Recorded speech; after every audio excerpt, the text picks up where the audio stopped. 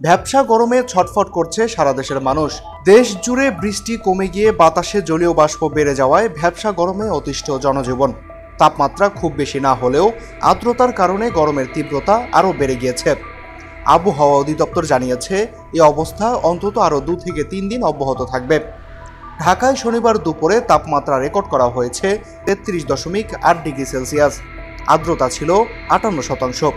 অন্যদিকে লক্ষ্মীপুরের রামগতিতে তাপমাত্রা উঠেছিল 37 ডিগ্রিতে। গত 24 ঘন্টায় দেশের 51টি স্টেশনের মধ্যে 37টিতে কোনো বৃষ্টি হয়নি।